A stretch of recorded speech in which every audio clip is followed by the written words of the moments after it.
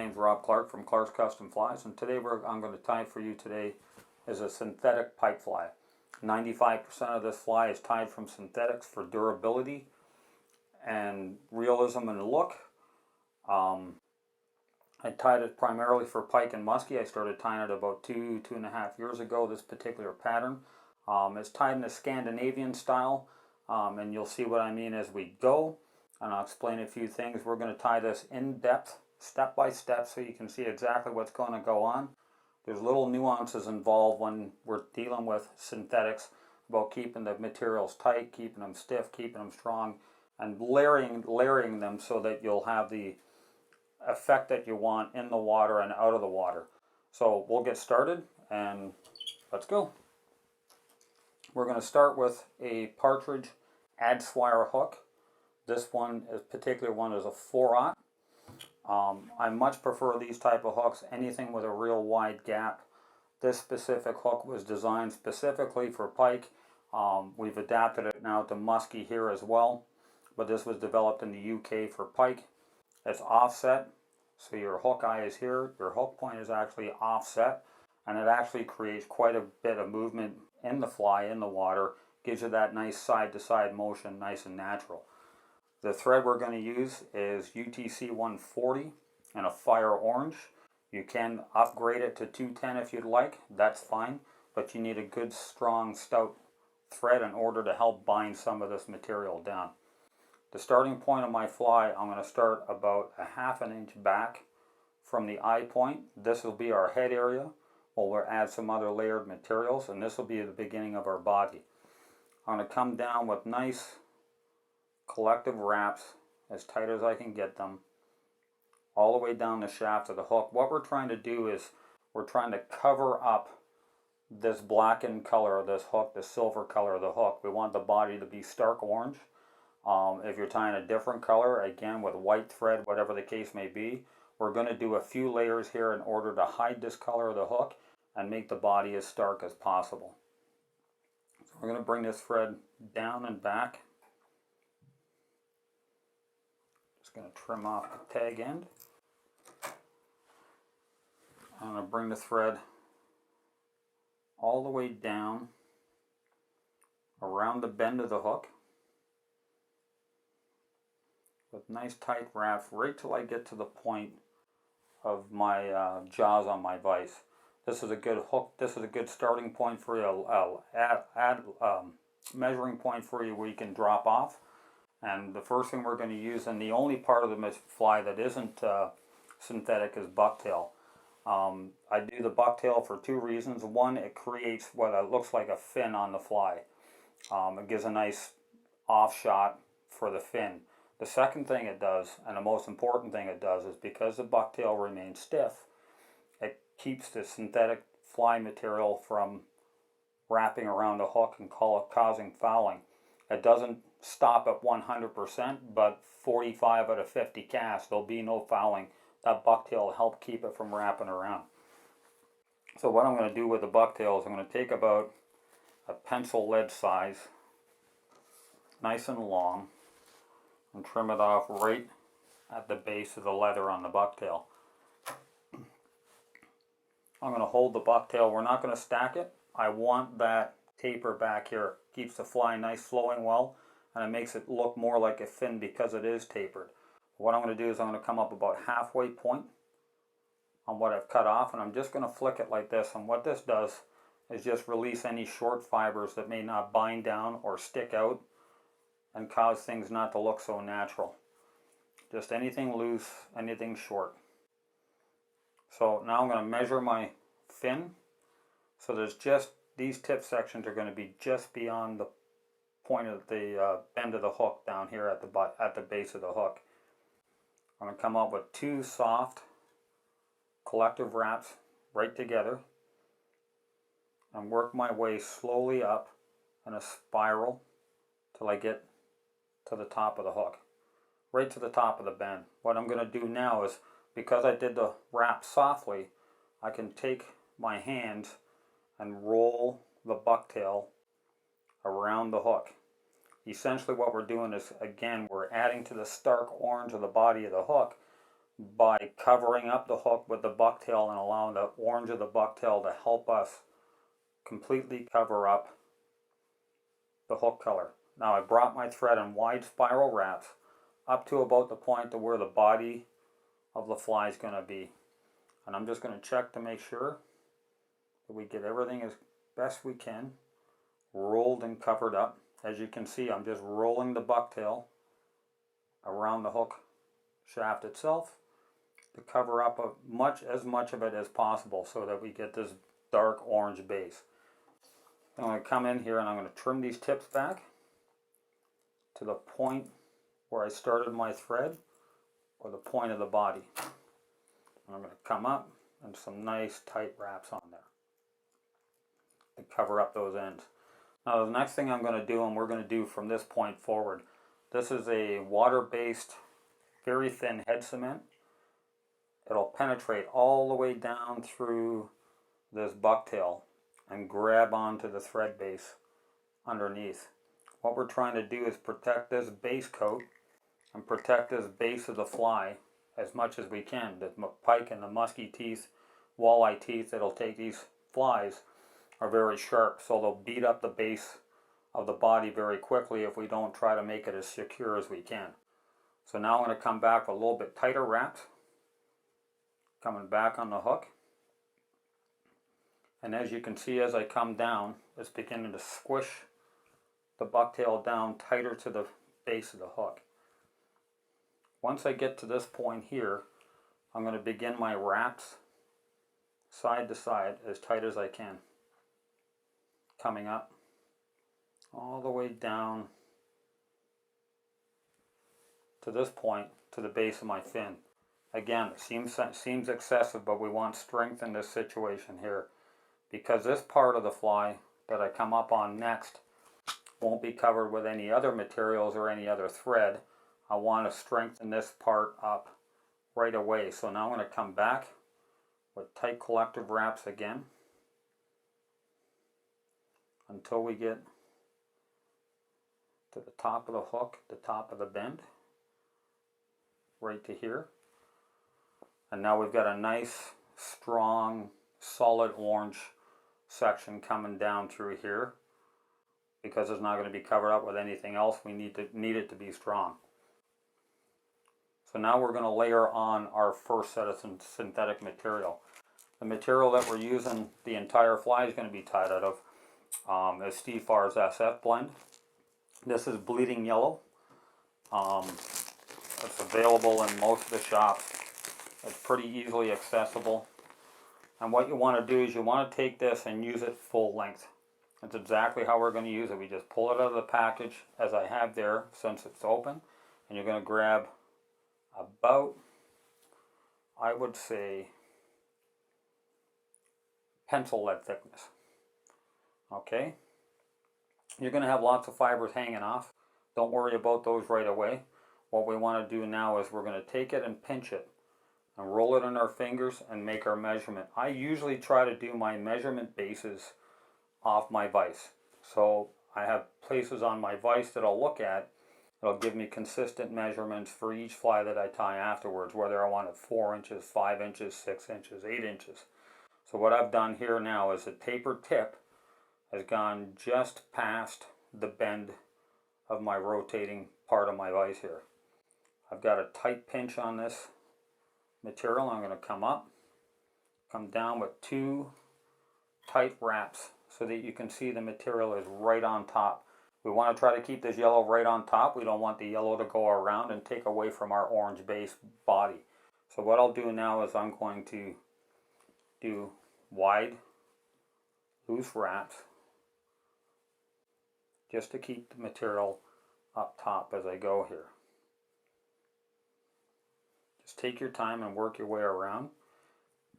If you get to a point where it's beginning to wrap a little bit, you can let it go and just pull everything back up on top.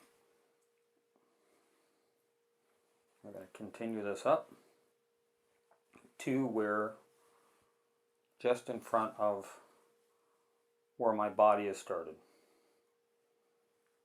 where we started our thread base. So this is what you're going to end up with to start with right here. So with this being your base layer, we're going to come in and we're going to glue this down again. Again, this glue is so thin, it's water based. It's the thickness of water made by Loon. It'll penetrate all the way down through the fibers again. So now I'm going to come up with a little bit tighter wraps. Back to where we started.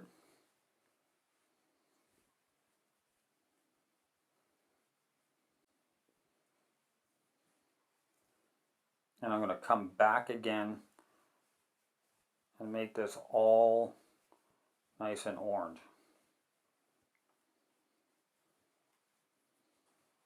If this material begins to just wrap around a bit, just pull it back. Stop for a second. Come forward. Pull it straight. But this is going to really, really, really lock this synthetic in here nice and tight and strong.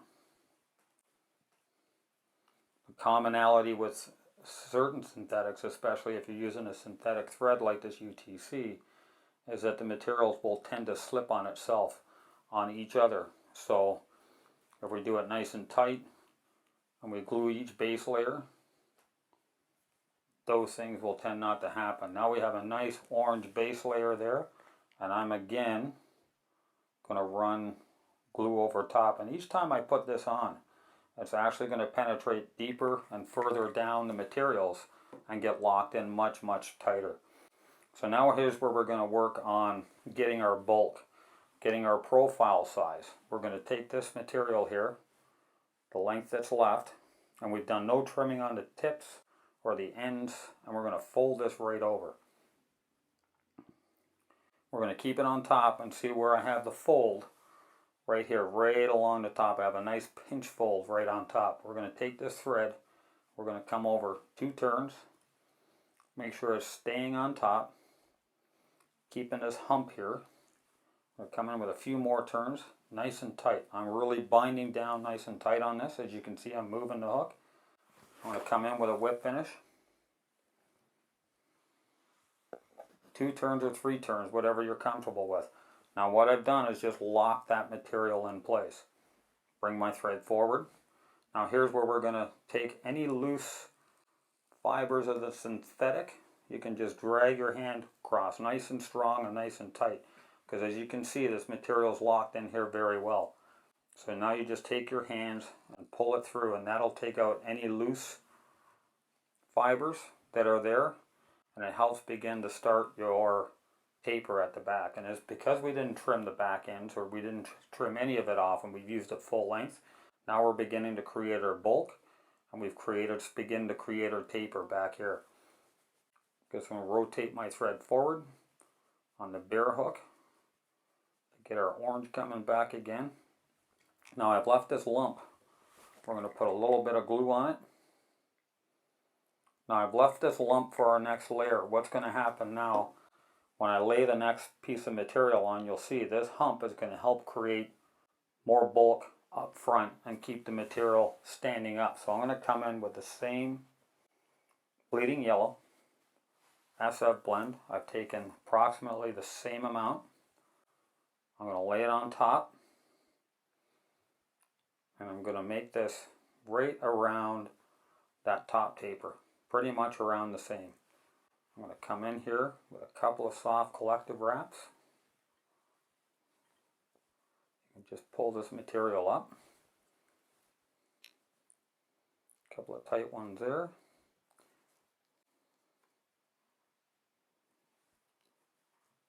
And I'm just going to look to see where it's sitting, make sure it's sitting right up on top. I'm going to come forward with 2 more wraps. So I've done essentially about 3 or 4 wraps.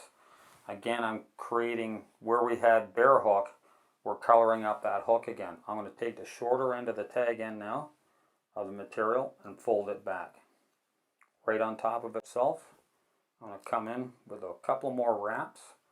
You may have to loosen off the material just slightly. If you pull it too tight and you try to wrap over top, sometimes it'll just slide right off the end.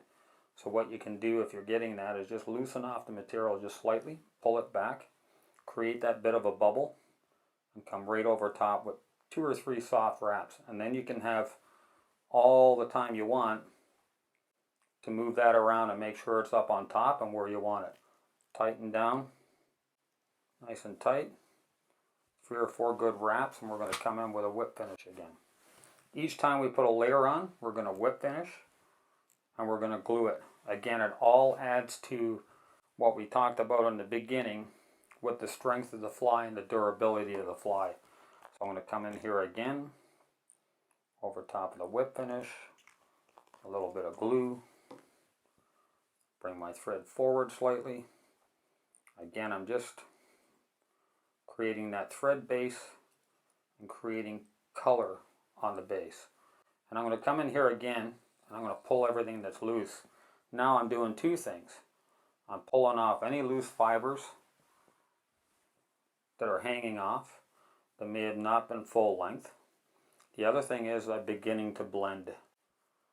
As you can see, the materials are beginning to blend together. There's not so much separation. They're beginning to blend and we're beginning to build our profile. What we're going to do now is continue to layer other colors into it. We're doing what we call a perch pattern this time around. And perch tend to be yellow to olive to gray. We want to have enough color in there to show those dimensions of those colors. So these are color combinations that I've put together for quite some time. This particular one again is the SF blend. This is UV shaded chartreuse. I think the addition sometimes too with a bit of the UV materials to go in gives a little bit of glow, a little bit of color that you wouldn't normally see all the time. So again, I've taken full length. I've made this section just slightly shorter than the last section of the material that I put on. I'm going to come up with a couple of wraps in front, make sure everything's on top. I'm going to come forward 3 to 4 turns, make sure it's nice and tight, and I'm going to fold that material over again. Everything full length. Then I'm going to wrap over top. And as you can see, it's building bulk. These little humps, these little breaks that we've put in here is continuously building profile, building weight to the fly, giving it that side profile. And this way too, when it gets really wet, the body of the fly just doesn't collapse into a thin noodle. You'll be able to keep this bulk, and when the fly stops in the water, it actually pulls up. So you get this much wider profile that you would get like this. It almost keeps that profile when it's wet. Again, a little bit of glue. We've done our whip finish. And we're just going to continue right now to layer these different colored materials. A little more of a thread base. Again, each time I put a piece on, I'm going to do this pull on the fibers. Because like I said, it does 2 things. It takes anything loose off, shows us exactly where our taper is, and most of all, as you can see, it just begins to blend those colors together. The next color we're going to use, again, is the SF blend, but this is wild olive. So we've gone from the bleeding yellow with a little bit of red and yellow for a perch, a little bit chartreuse, a little bit greener. We're going to flow right into the olive top on the perch. Any other colors that you tie, if you're tying shad patterns, that sort of thing, look at your fish that are in the water, your shad, your bait fish, and you can tie them to those colors. We've also used this pattern, style of pattern in different colors of SF blend successfully in some saltwater situations as well. Again, a strong, durable fly. So now, again, my next layer, just right around that same taper. 2 wraps to make sure I get everything on top. 2 more forward. And each time I wrap, I put my first 2 on, and then my next 2 will be coming forward. So each time you want to move forward, again, it helps just create that separation and that bulk. We're going to fold everything up again. Right on top. Create our little hump. 2 or 3 turns and make sure it's nice and level, and then some tight turns. You have that ability throughout the fly to make sure everything's on top. You can move this stuff around a little bit before we really lock the whole body in, which I'll show you shortly. Again, whip finish, lock it down, come in with our thin head cement. We're ready for our last layer. The last layer again is Steve Farr's blend. This time it's in UV Shiner. It's a nice gray, gives us a little bit of UV again, not a ton. And we're going to take just slightly less than we have all the way across here. What we're trying to do now is build that. With most perch, most bait fish, you have a black or a gray topping on top of your fly, on top of their backs, depending on the bait fish itself. Will depend on if it's more of a gray, more of a black, stark black, a bluish color. This material comes in so many different colors that you won't have any trouble blending the colors that you want to blend. So I'm just making sure everything's lined up on top again. I've done my extra wraps nice and tight. Gonna fold this back and get our last little lock in here. Do a whip finish.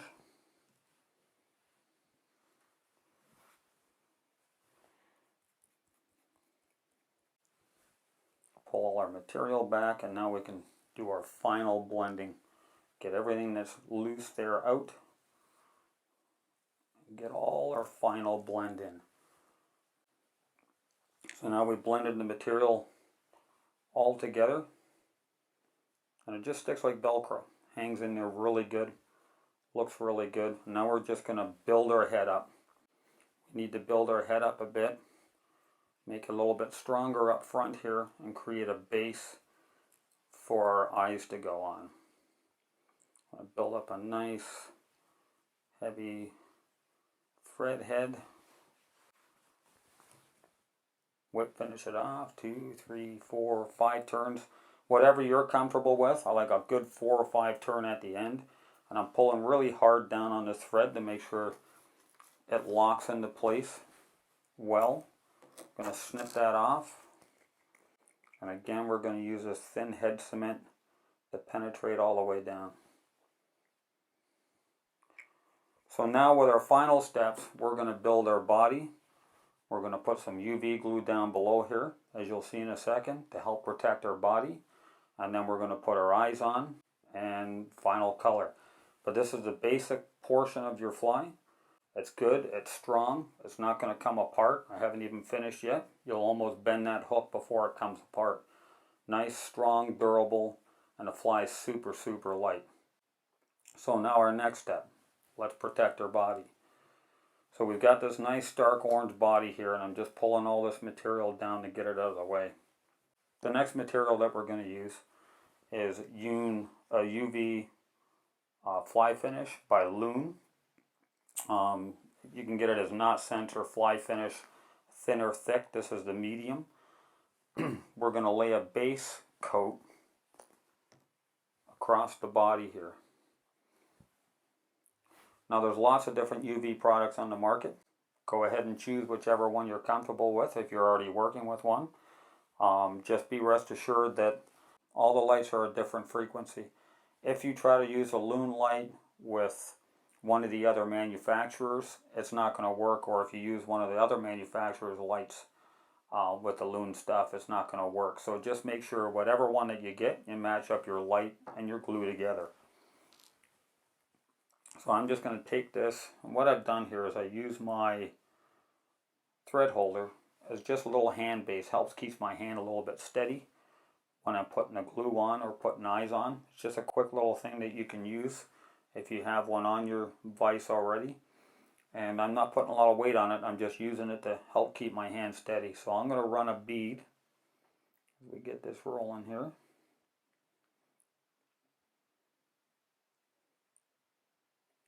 I'll run a bead of this UV glue all the way down the bottom side of the fly to about the head point. Then I'm going to come up on the side and run a bead. I'm going to run a bead on the far side. Now this is nice and it's not super thin, but you have time to work with it. So I'll add a little bit and I'll let it settle a bit so it kind of self-levels and kind of wraps around the body a bit. I'm going to come in now with the UV light, and generally you just need to hit it for a few seconds. Because of the size of the fly and the light doesn't cover the whole body all in one shot, I'll take a little bit more time and make sure it hardens up well. The other thing you can do too is generally when I tie these flies and I use the UV glue, any of it, if you get a little bit of tackiness, you can do one of two things. One, you can take a little bit of rubbing alcohol in your fingers or on a cloth and just run it over and the tackiness is gone. The other thing I do too is, especially if it's a good nice sunny day in the summertime, I will take these flies, after I've tied a whole bunch, I'll take them outside on a piece of styrofoam and I'll cook them, bake them in the sun. The nice thing is too, as you use these more, they begin to cook more out in the sun. The other thing I'm going to do too, which helps keep this back material from fouling and coming around, is I'm going to lift it all up and I'm going to come in with my left hand and the glue, and I'm just going to coat the back end in behind our first set of SF blend.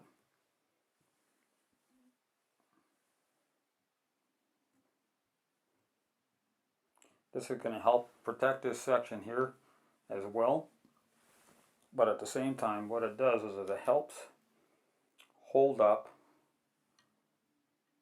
the tail section of the fly, gives it a little more profile, and again helps with the least amount of fouling as possible.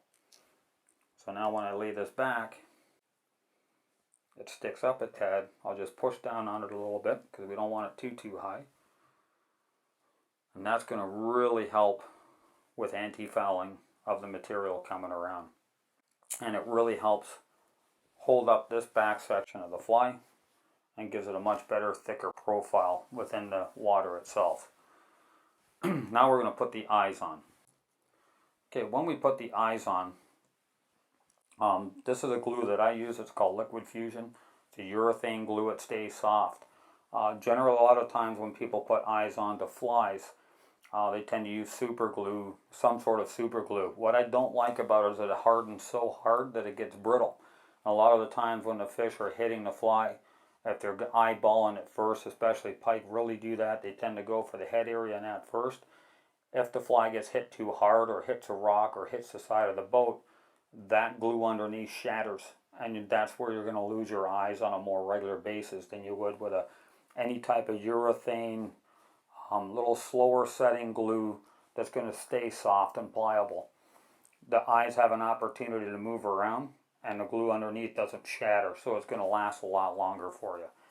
So what I'm going to do first with these eyes is I'm going to put a little bit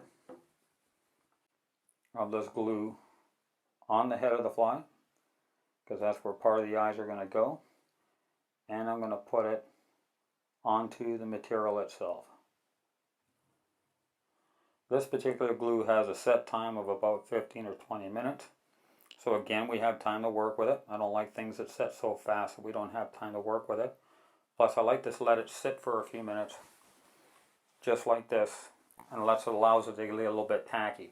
So I have time to work with placing my eyes, but at the same time, once I get them placed, they'll hold in place where I need them to be. The eyes that I'm using are just a plastic 3D eye, sold by several different manufacturers. You can use whichever ones, again, that you're comfortable with.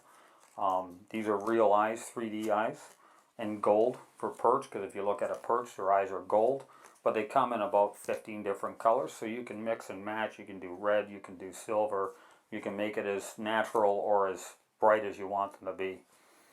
So now that I've allowed them to sit for a few minutes, they're sticky on the back. I'm going to come in, I'm going to place my first eye just in front of the hook eye. So now it's on the head and it's on the material itself. So now you're going to have two holding points. You're going to have the head of the fly as a holding point, and you're going to have the material. Again, what this does is it helps keep that profile. Now that we've got the eyes on and I go to fill the gaps, we'll do in a second, it's going to hold this head portion of the fly up and help keep that profile where you want it to be. So I'm just going to hold these eyes together for a second or so here so I can get them where I want to and allow that urethane glue to set a little bit and hold them in place before I start my UV glue. Because now I'm going to come in with the UV glue once more. What I've done now is I've set the tone of where the eyes are going to be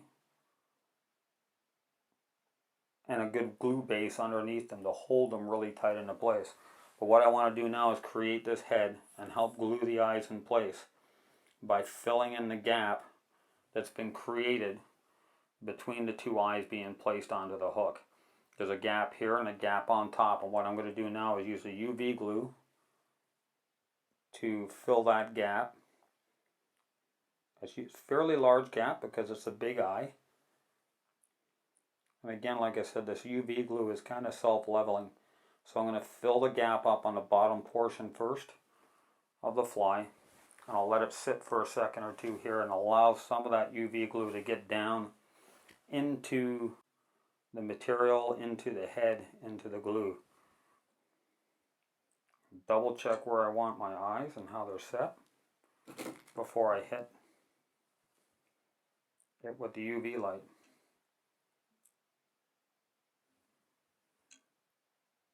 Have them where I want them. Now I'm going to come in with the UV light again. And again, I'm going to hold a little bit more, longer than the 10 or 30 seconds that they talk about, just because I want UV penetration all the way down through. I've allowed that UV glue to go much further down into the gap, and I want to be able to make sure that it penetrates, the UV penetrates down all the way through. There we go. We're almost there. I'm going to finish off the bottom portion by finishing off, and this is just to clean the gap up. You don't necessarily have to do this if you want to, but I just like to finish cleaning up the gap. Just makes for a nice, clean, rounded head. Gives a little more nicer flow through the water. And aesthetically it's pleasing as well. There we go. Bottom section. Now we're going to fill the gap on top. And what I'll do here, I'm going to take the hook and turn it 45, almost 90 degrees. Because again, what I want, I'm going to put a portion of UV glue in to the gap without filling it completely. And allow that UV glue to ooze down into the synthetic material here. And I'm going to play with just how the portion of the head goes. You can see down into here that it's literally pouring right down into the gap. So I'm going to let that settle in there and move the material around a little bit. Now I'm going to hit it with the light. And as you can see right away, it locks in. Those eyes are nicely locked in. And now I'm going to finish off the gap.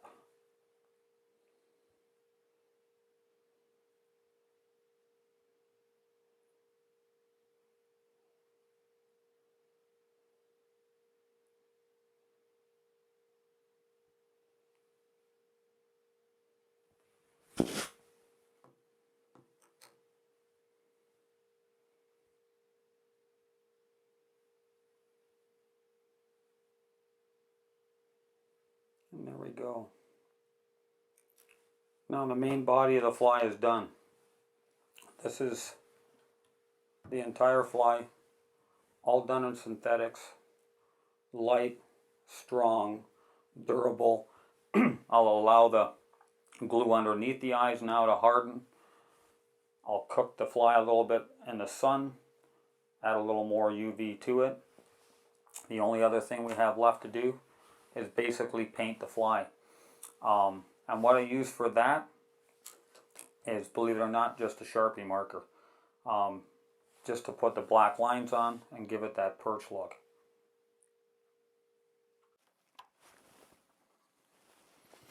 The good thing about synthetics, one of the best things about synthetics, is most of them will take a permanent marker like a Sharpie very well, and this will give us an opportunity now to color the fly, make it the perch pattern that we want.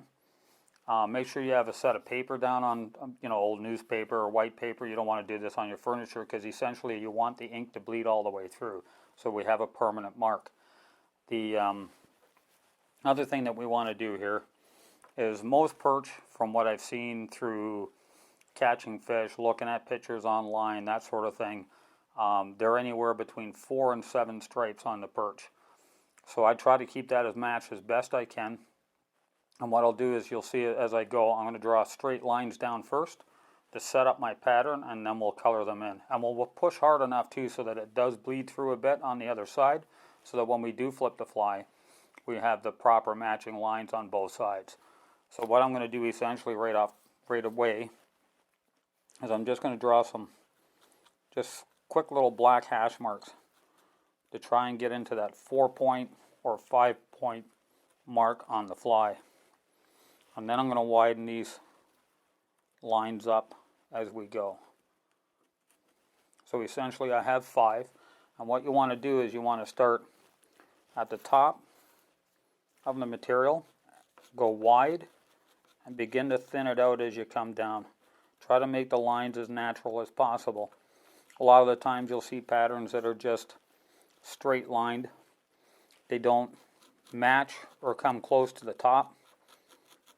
And you'll see on a regular perch, if you look at photos, the lines go thicker to thinner as they go along. Thicker part up near the top on your gray, and then slowly fade those colors down. And as you can see, just on the bottom, I'll dab it so I can really begin to thin the line out on the bottom. We want to try and make this as natural as possible. And if you notice too, I'm using a little bit wider Sharpie than the regular thin Sharpies. And the reason being is, for these larger flies, it just covers the material a lot quicker and faster. So now when we flip the fly over, you'll see that there's actually a light outline on the other side where it's bled through. And now I'll begin to push a little harder and darken this up.